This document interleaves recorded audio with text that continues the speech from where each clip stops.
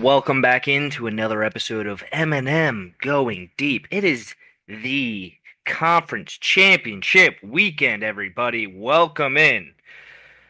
We had a good, pretty solid divisional round after a pretty snooze fest of a wild card round. Good matchups, tough teams, best four from each conference, so should have been better games, and we got some good ones and some exciting stuff. Um, Before we get into this breakdown of divisional round, Cole, is there anything you want to talk about when it comes to potential coach hires? The Pete Carroll one was, I think, an interesting, not like a truly franchise altering move, but I think it was something that you're putting your money in a guy that's been success tested across his career. He is old, and I don't know how good you can be in this league without a quarterback, but the good thing is I think players are going to want to go play for Pete Carroll. So uh, that's a cool move. The offensive coordinator Liam, forget his last name, um, Cohen. Cohen for the Bucks. There's some like argument between the Bucks and him because he just got paid as the highest offensive coordinator in the NFL, and I mean that one interesting, I guess. Ben Johnson. I think That's the a interesting part of the Liam Cohen one is the fact that they had to the Jaguars missed out on Ben Johnson and Liam Cohen said he was going to stay with the Bucks.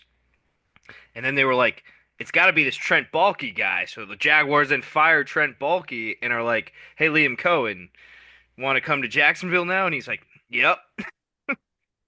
yeah. I mean that just tells me we knew before the hiring period that Shad Khan said he would fire Balky if the coach wanted him to, in front of Balky. He I said don't that. know why they didn't fire him earlier because everyone knew that no coach was going to go there because of him.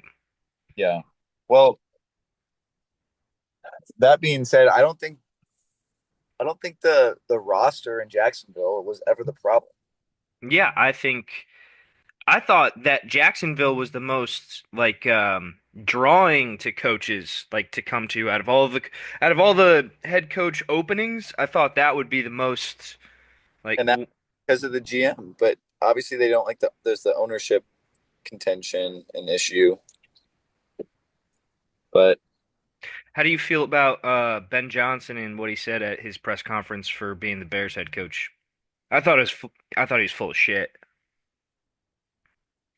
the full of shit for what? What do you do? The comment he made where somebody I think the question was why did you decide to stay in the same division as the team that like you were just with, the Detroit Lions? And he was like, "Well, I liked beating Matt LaFleur two times a year." Yes, I know that the issue we have is he's going to make the Bears great. And we are going to lose to the Bears every single game for the next 10 years. And we all know that's going to happen. We don't have a chance against the Bears. So, I see what you're doing here. I see what you're doing. yeah. So that's my. Um all right, let's dive into the divisional round. First game we had Texans at Chiefs. Chiefs 23, Texans 14. CJ Stroud made it a game, but Kelsey and Patrick Mahomes in the playoffs, man, and they came ready to play. Defense did their job. They really stymied anything that CJ Stroud had going for him in this one, and yeah, and the whole story is Travis Kelsey, 7 receptions, 117 yards, and a touchdown. Yeah, Travis Kelsey is got one more year on. I guess we get to one more postseason. And outside of that, you just never saw anything good enough from CJ Stroud and holding onto the ball too long, kind of a opposite of heroics that happened last week when Houston took over and beat the Chargers. So I don't know. That was a boring. That was one of the least enjoyable games. It wasn't boring, but too many mistakes. Out of the four games, it was probably the most boring. Yes. Yeah, I think it was the most. I thought that was the most. Um, yeah, Chiefs defense really shut down CJ Stroud. Everything that he could do was very difficult. He had to scramble. He got banged up in the game. Texans really got to shore up that offensive line because um, I like to call him Greg Louganis, but I know that's not his name. Defensive line, George Karlaftis. Yeah, He had a hell of a game for the Chiefs. He was all over CJ Stroud. Drew Tranquil, I think, had like six tackles. Very good showing from him. Yeah, Texans offense couldn't do anything. Patrick Mahomes was able to move the ball. A lot of people are talking about these penalties, but as a whole, Chiefs kicked the Texans' ass. yeah. I don't. It's like the Chiefs play the ugliest style of like dominating football. They're not like sexy in any way, but you watch them and what the F? I think the whole penalty conversation is like it shouldn't be like, oh, these flags are helping them win. It's like they're already going to win. You don't need to throw these flags for them. But I'm pretty settled on that one. I don't really care to talk about the Chiefs or Texans. Next game, we had Commanders at Lions. A little bit of a surprise here. Commanders 45, Lions 31. Jaden Daniels had a day at the office. Another day, no turnovers, no punts. Lions committed several turnovers and were never really able to get their footing in this game. And for some reason, though, their best like offensive weapon, Jahmyr Gibbs, in the second half, they decided just not to give him the ball, which I thought was a major mistake. You can't tell me in this Lions stadium, like the fact that the Commanders, first of all, that was the best first half of playoff football I think I've watched in a long time. That Second was quarter. the second quarter, yeah, really. But that game, I thought had the potential to be like one of the greatest playoff games of all time. Yeah. After seeing the Jamison Williams with Teddy Bridgewater like 3-play series, and I'm The like, fact wow, that Teddy Bridgewater was in this game just cracked me up. I know, me too. I was like, that's pretty crazy. Cool story, and I've never seen so many Commanders fans exist. Weird that they're coming out of the woodworks Yeah, now. like out of nowhere. Yeah, I'm like, oh, awfully funny to see all of you wearing, taking over some bars now. That's interesting. So I don't know if I like love the narrative of like diehard fan base has been bleeding for playoff success. I don't really think they had a huge fan base, and now here they are. But they're a fun team to watch. Um, Part of me wants the Eagles because it'll be a better Super Bowl, but I don't really want the Eagles. I want the Commanders, and that's that. Yeah, talking more about the game, Jaden Daniels had a really successful day. The Lions were really not able to stop him much at all, except for a few fourth down stops. Um, he was able to do almost anything against their defense. Lions fans, yeah, you can bitch and moan all you want that like you had all these injuries on the defensive side of the ball, but injuries are part of the game, and at some point it becomes a war of attrition. And yeah, it looked like in this game, 100%, it looked like some fourth string players were in playing on defense for the Lions, and like, what are you gonna do? Fault the Commanders for having to go against that? Like, Yeah, um, also. Lions lose both Ben Johnson and Eric Glenn to head coaching positions now. Ben Johnson to the Bears, like we just talked about earlier. Aaron Glenn to the Jets. that's my Uh, prediction. I think it's going to be. Like we talked about the Bears. I think the Bears get better. I think the Lions are going to recede in the division. Like in the grand scheme of things, I think the Packers will stay probably about where they are. Ideally, they take a step forward next year, and then I don't think the Lions are going to be bad. I think they are going to be a playoff team next year, but I think they're going to be like not nearly as dominant. So if you were And to predict the NFC North rankings right now for next year, what would it be? probably the Packers won, and Yeah, then I like don't love. they're the one that win the division. And then I'd probably go. I'd go. I'd go Packers one. It's tough. Like Flores is still in the Vikings. Kevin O'Connell. I'd probably go Vikings two, Lions three, and I think all three still have a good chance to make the playoffs. So Mm. Mm. Bears would probably go four, but the Bears are going to be like a good four. Like they're not going to be a 5-12 team. They're going to be like a 7-10, 8-9. Yeah, the staff that Ben Johnson's surrounding himself in Chicago is very intriguing to me. Who's he brought? From what it looked like is the rumors were like he was gonna bring in Darren Rizzi. Um, who was the defensive coordinator? I'll have to look it up, but he had three solid guys that he was thinking of bringing in. Kind of like surrounding himself with not one of the guys was a former head coach, like kind of like so he could lean on him type deal, but. I can agree with you that I think the Lions are going to take a downturn because I don't think their offense is going to click as like the functionality and the fluidity of it that the Lions offense had this year was amazing to watch. I don't think that that's going to return with whoever Dan Campbell brings as his offensive coordinator. I think though what can happen for the Lions is all those players that did get hurt on defense, that defense could take another step to another level if all like if most of them stay healthy.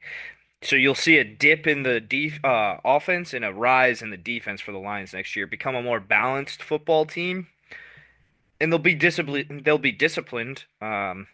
So I don't think the fall off for them will be that great, but I could see the offense taking a dip.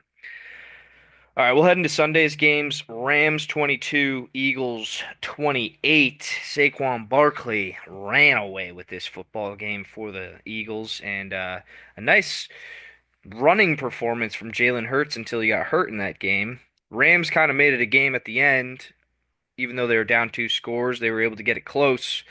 Eagles were able to hold them off, though. That was a fun game to watch. Very fun. Also, love snow games. Mhm. That was the Kyron Williams fumble was the All, game. game altering. And then the isn't the next drive Stafford's fumble? The issue is the Rams could drive the ball all over the Rams or the Eagles. And that's Kyron Williams' kryptonite. I'm pretty sure he's got a fumbling problem. Or he has of recent, and that ended up being the game, honestly. And that they should have came back and won, but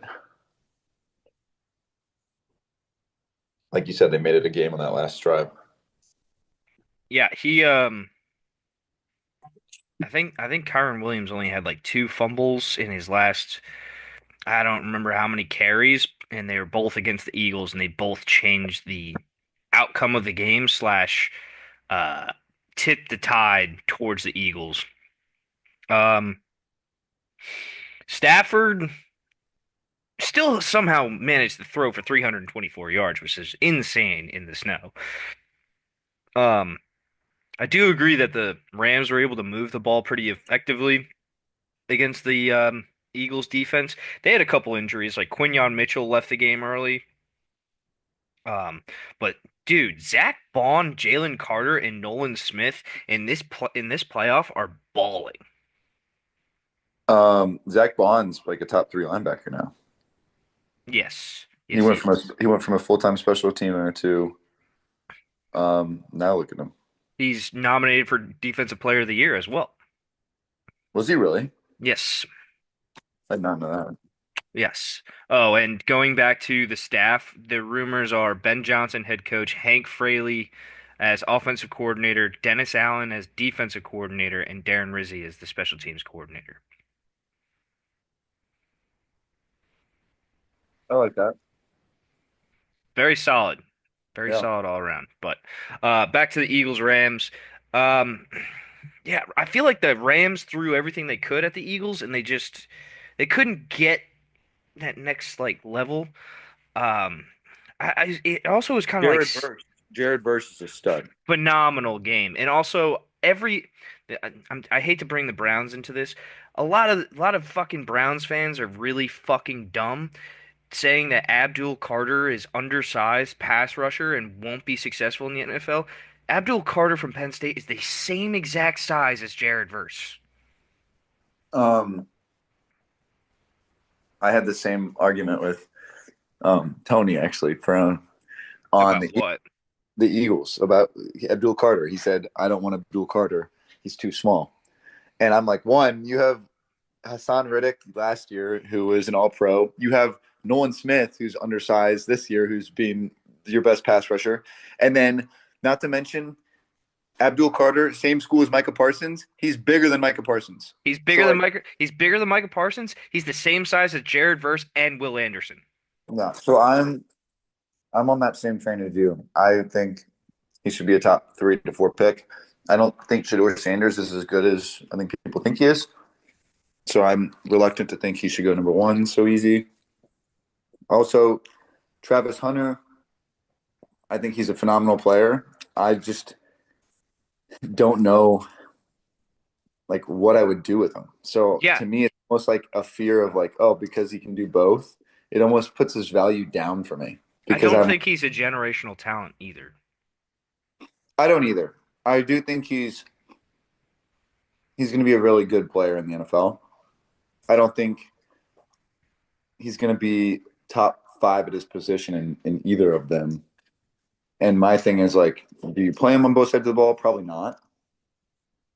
So which one do you play? Like he will say he wants to play both. I know, but like, what side is he actually going to play? Defense? I mean, this is a different conversation, but Yeah, I don't know. I think like in my head, the best thing for the Browns, since they have the number 2 pick and since we're on this conversation, is draft Abdul Carter no matter what, and then as risky as it is to say, I would take a flyer on Jalen Milroe in like the late first round, like trade back up out of the 35th overall or 33rd overall pick and try and get him so you can get the 5th year option. I would take a flyer on him because if you're looking at he does have more turnover issues than Jaden Daniels and Lamar Jackson, but in this style that the NFL is going towards with a mobile quarterback who can push the ball downfield, he fits that mold, and I feel like Kevin Stefanski and Tommy Rees would be able to mold him into get the most out of his talent, basically, is what I'm trying to say. yeah. But Um, this I is really, great Rams Eagles talk. Let's let's go to the night game for Sunday. It was Ravens Bills, Ravens 25, Bills 27. What do you got for me? I mean, the story of this game is Mark Andrews, right? Lamar Jackson, Lamar Jackson errors in the first half, and then Mark Andrews in the second half. If you're a Ravens fan, uh, I'm not so sure the Bills are the better team, but at the same point, I think they're both really good and they both have a chance to win the Super Bowl. I wanted, like I said last week, I wanted both teams to win in this game. I wish both teams could have won and played last week's game, this coming Sunday. But got to watch the Chiefs, and that's good for the NFL and the ratings. So that's where we are. Yeah, I was rooting for the Ravens because I kind of wanted Lamar to eliminate this stigma that he has that he can't do it in the playoffs type deal.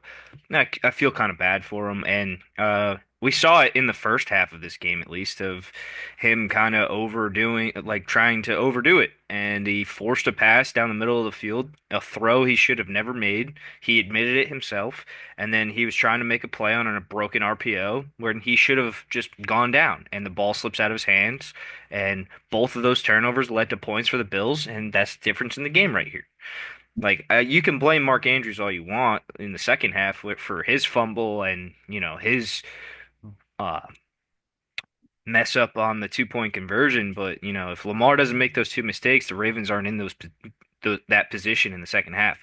The Ravens team is built on get a lead, run the fucking ball with Derrick Henry, and those two turnovers that Lamar committed, you know, navigated them away from the blueprint of what that team is designed to do. And how often is it that we get the playoffs and the Ravens are the team entering the playoffs with the most solidified identity of any team in the playoffs? And then when they get to the playoffs, they completely break shape Every and time. in their moments. And it's like that's the narrative every single season, though. It's like, oh, the Ravens just didn't stay true to who they were. And at that point, you look at coaching. And I'm not saying John Harbaugh. I think he's a great coach, and I don't even think it's him. I think it's what is Monken the offensive coordinator for the Bills, or not the Bills, the Ravens? Todd Monken. Yeah. So um, I think Monken's one of the best minds in football. So I'm not saying he's. He's doing great. I mean, he was on uh, the Georgia national championship teams. Um, I believe he was on the Browns for a little while, At the end of the day, the Ravens did enough to win this game, and even with three turnovers. even with their errors. So like that's where I'm like, they were Yeah. probably the better team, and we can nitpick all we want, but make the plays that are in front of you, and you just kind of eat it because Mark Andrews is one of the most consistent players there is on that team, and he was the guy that fucked it up. And you live with that if you go into a game and your most consistent guy who's never made mistakes is making the mistakes. It's that type of day for you. So Yeah. And, the Bills did what they had to do, which was they did not commit any turnovers. They hung their hat on defense. Bernard Pollard and Matt Milano made big plays, two guys that weren't available for most of the season. Um, they made big plays. Pollard made the play on Andrews to force that fumble, and Milano was all over Lamar Jackson to force his fumble. So two guys that were not there for the bulk of the season, making big plays in the playoffs when it matters the most. And Josh Allen is Josh Allen. I think that the Bills saved James Cook down the stretch, and he's got fresh wheels right now. And because he was running pretty well for the Bills offense, um, I have a theory slash a prediction for you, not for this upcoming week, but like in the future. I think next year the Bengals have a fall off year, even though they nearly made the playoffs this year. They fire Zach Taylor, and Joe Brady is the head coach of the Bengals next 2 years from now. you think Zach Taylor's fired after this year? Like the 2025 season. You don't think they'll be good? No, I'm just saying. Like I'll say, I'm just like making a prediction they'll have a fall off. The reason why I'm saying that is because Joe Brady was the offensive coordinator for Joe Burrow and Jamar Chase at LSU. Yeah. Just th throwing out spitballing ideas, but we can move into conference championship weekend. Hey, sorry, What? my dogs. Lambeau, stop it. All right, first game on Sunday, 3 o'clock p.m. in Philadelphia. Eagles, 6 point favorites at home. Commanders, Eagles. Lincoln Financial Field. Break it down for me, brother. Um, I couldn't imagine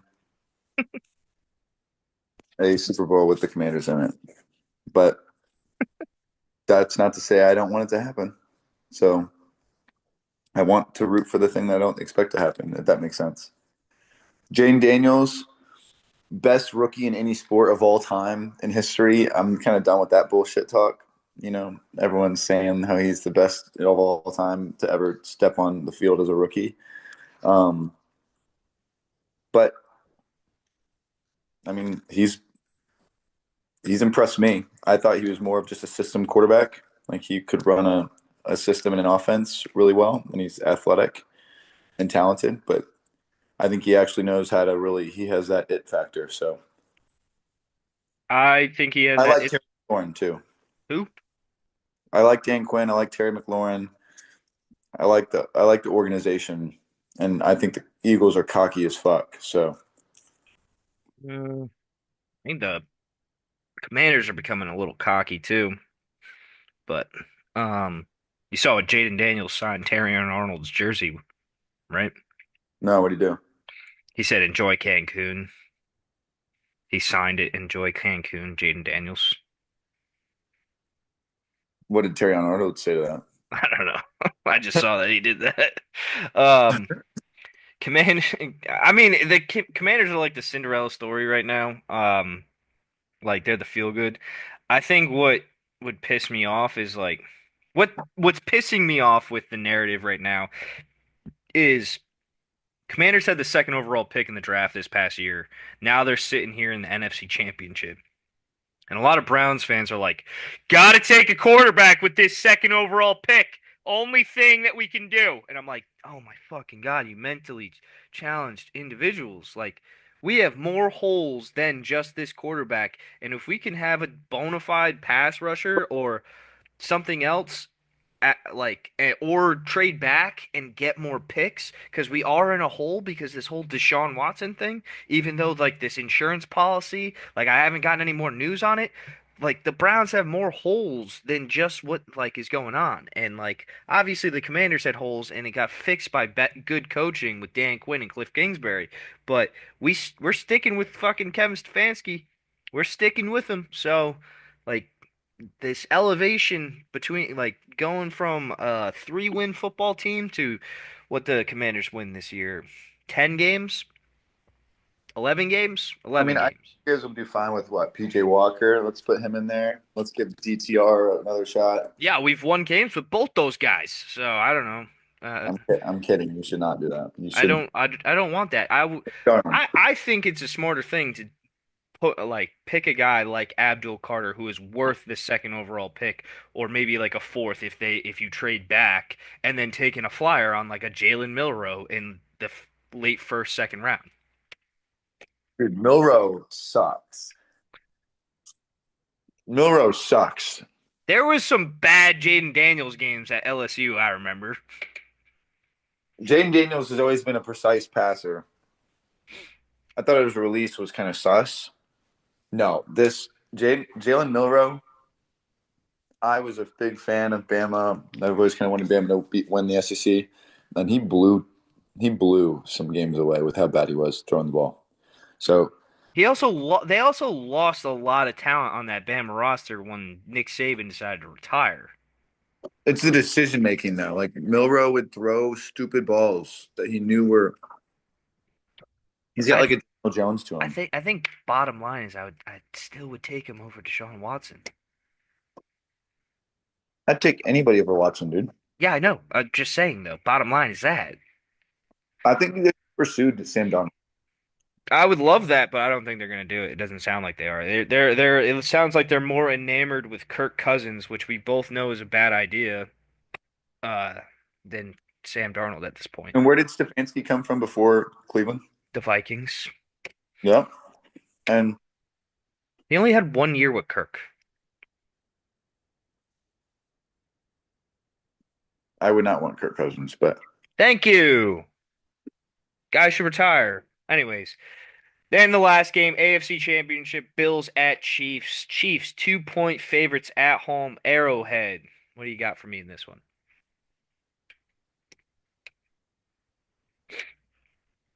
It's the same. No one's rooting for the Chiefs. You Yeah, know, if I have to watch a Chiefs Eagles Super Bowl again, it's just like fuck me, dude.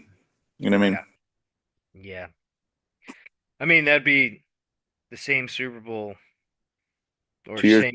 same matchup 4 years in a row. What do you mean? Chiefs, 49ers, Chiefs, Eagles, Chiefs, 49ers, Chiefs, Eagles. Yeah, Four yeah, years in a row. yeah. I mean, I see it on the wall. I see it I happening. see it on the wall too, dude. Like a lot of people are like, it's Josh's time. It's Josh's time. Hey man, he's got to fucking prove it. And it's not really And Josh the that has Chiefs it's and the it's really not him that has to prove it. yeah, It's really it's the fucking defense and the special teams. no, but it's gonna be like Josh Allen does all this stuff, and then like James Cook fumbles the ball and a Something like that. on routine fumble, and then an interception because it was a ball that tipped off the helmet off of fucking Matt Collins, and then bounced right into the arms of Trent McDuffie. Like Yeah, that type of that's something gonna happen. something like that and they'll blame everything on Josh Allen. Yeah. Um all right, what do you want to do here? Who you got?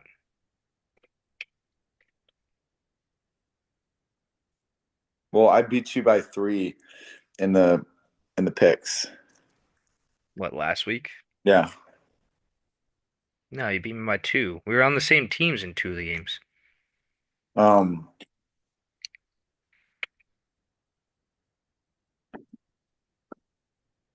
I'm gonna go Eagles -6. Oh, you think you're gonna blow them out? I don't think it'll be a blowout, but I don't think. I mean, seven's kind of I think it's one of the things where like when it's the second half and the Eagles are up by 4 and the defense wears like the down, first time that they played earlier in the year. like Because it was a Saquon, close game, and then all of Saquon, a sudden Saquon Saquon, went off. Saquon bucks out, yeah, bucks off a 50-yarder and then makes it 11 points, and then the Commanders are like, oh, we'll kick a field goal to make it a 1 point, the one possession game, and then it's an 8 point game. Like I could see it being like that. Yeah, I'll take the Commanders with the points. We got Chiefs Bills. I'll go. So score predictions. I'll go 30, 31-23 Uh, for Commanders for Eagles. Commanders Eagles, and then for the Chiefs Bills, I'll go 27,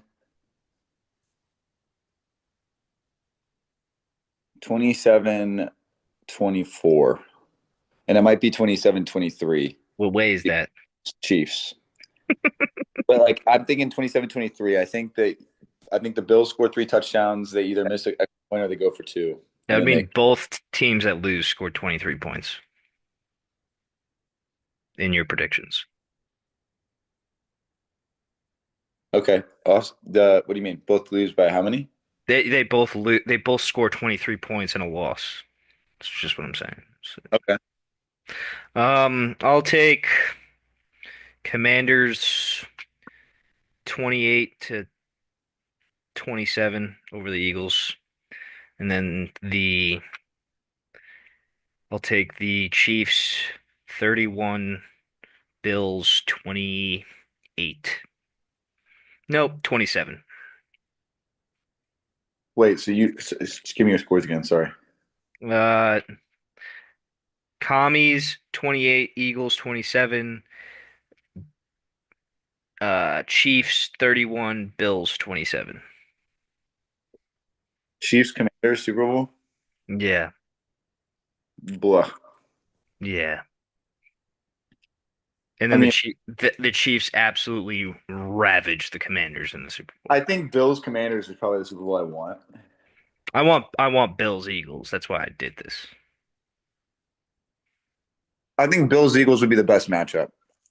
I think it'd be the most fun too. Yeah. Yeah. But I don't want to see the Eagles in the Super Bowl again. Yeah, you don't like the Eagles, I know. Yeah. But We shall see. Yeah, we shall see. So that's a wrap. You got anything else? Draft. Saw the first draft commercial, or yeah, draft commercial for Green Bay. NFL draft. Okay. What pick are the Packers? I think we're 23 or 24, something like that. Sounds like a perfect pick for the Browns to trade up to draft Jalen Milroe. Did I? Yeah, go in the first round and draft him. That I would j- be. just I just said that that's probably what's going to happen. If you think Milroe's going in the first round, you're a Looney Tune. He's going in the late first round. I definitely will. I'm telling you, he's gonna go late in the first round. Milroe will go in the fourth or fifth. Rounds? Yeah, No. watch. The reason why he will go in the first round is because of the fifth year option. He can't throw the fucking ball. He's got a bad release. Just telling you. He can play running back. Browns need one of those too. I'm really hoping they can get either Quinshawn Judkins or well, he's not going to come out this year. He is. I really love that kid from Notre Dame, Jeremiah Love. I think he's so good. He's coming out too. He's coming into he's Yeah, declared he declared. yeah, I didn't think he was eligible to declare. yeah. He is. I want him so bad. You think he's better than? I think Judkins is better. I think Judkins is better, but I think the ceiling for Jeremiah Love is higher. I think the opposite, but like, I mean, they're both good players. There's like 10 running backs that are in the top 50 of like the big board this year. Is there? Yeah, there's like 10 really good running backs that are like gonna. I know like Sampson coming out of Tennessee, Judkins and Henderson coming out of Ohio State. That's three. Genty's four. Um, they're staying. I guess Jeremiah Love's coming out, so that's five. Mm, trying to think of other running backs that were good. I guess Cam Skattebo from Arizona State. That's Yeah. another one. So that's six. Caleb Johnson out of Iowa. That's seven. You Um, said Omarion Hampton from North Carolina. Omarion Hampton. That's eight. Um, You said Caleb Johnson already. I already said Caleb Johnson. You're looking at a thing I'm looking at. I have ESPN up here and it's just me and you on this screen and I have nothing in my hands. Jordan James. Jordan James, yeah, he's good. Is that the kid? That's the kid from Oregon, right? Yeah. Yeah, he's good. I'm missing. That's nine. I need one more. I think Judkins is better than Henderson. I think Judkins is better than Henderson. I think the thing that impressed me about Henderson this year is if you turn on the 2023 tape of Henderson, he does not have this like breakaway speed gear that he had this year, which really impressed me. Like looking at tape, I don't know what he did in the offseason, but he got faster, which bodes To well. me, he doesn't look like that dynamic. Like his speed is not going to be like crazy. I mean that catch and run against Texas is crazy. The catch and run he had against who the fuck was it? I think it was like Purdue maybe, but like just the speed that he had to get away from everybody was impressive. Judkins had a run like that too at some point in the year. It was like a 78-yard touchdown. But Judkins has this fucking power in him. That was the also the big thing that I liked about Jeremiah Love. That play that he had against Penn State where he took on five dudes and somehow got into the end zone. Yeah. Yeah. Would you draft a guy like Tyler Warren for the Packers? Not for the Packers, but I could see the reason to draft him. He kind of seems slow to me. I mean, all tight ends aren't gonna run 4.4 speed. You kind of fucking have to in this fucking league. When has Rob Gronkowski, George Kittle, or Travis Kelce run 4.4s. George Kittle is a different player than freaking Gronkowski in speed. George Kittle runs high 4.5s. Um, Kelsey was much faster. Now he's not as dynamic, but you cannot be slow. Four Look at six two, George Kittle. okay, 2 milliseconds off, I just right? My point is, that game speed, Kittle is a much faster player than Gronk. Um, you're talking about like one of the best players to ever play. So like, there's like, Jerry Rice wasn't that fast. Okay, great. Um, Travis Kelce's a 4.61. who's the fucker out of Michael Mayer? Remember Michael Mayer out of Notre Dame? This would be like the best tight end prospect in a long time. Mark He Andrews is got a drafted by the Raiders, and 4.67. now he's a backup. Yeah, Yeah, I'm looking him up. I'm looking him up. Warren's going to be like a 4.65, 4.7. Mayer ran a 4.7. Yeah, Mayer. That's Warren reminds me of a much like a better version of Bowers ran a 4.53. Warren reminds me of kind of like a mix of Gronk and TJ Hawkinson. Like he's going to be a good player in the NFL, Mm-hmm. but I don't want the Packers to draft him because we got other problems. We need to draft defense, and every fucking year we say that. And for the last 20 years, we've had to draft defense, and it never gets better.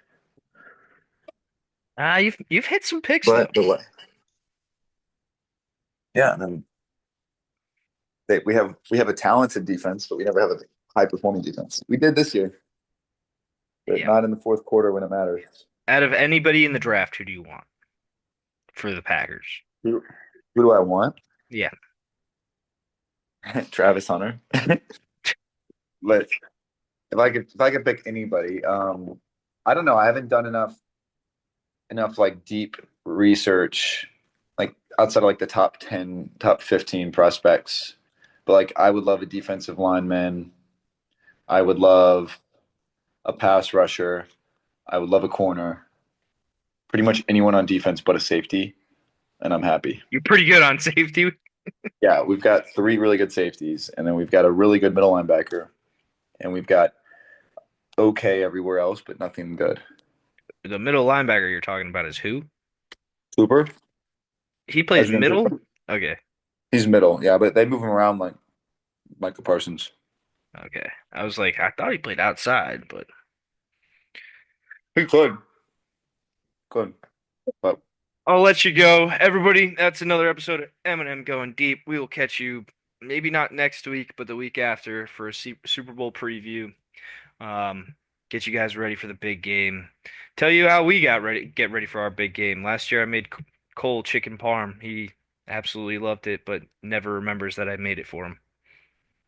well, remember in our first episode you said something about we knew the Chiefs are going to be in the Super Bowl. Yeah, I said that. We should pull up the you should pull up the clip for the next episode once the Chiefs are in the Super Bowl and just be like, yep, knew it. Yeah, if no one remembers, we never recorded a Super Bowl episode last year because we said we knew the Chiefs were going to win. But Yeah. anyways, everybody have a great weekend. Enjoy these two games. We only got 3 games left of football. Enjoy it while it lasts.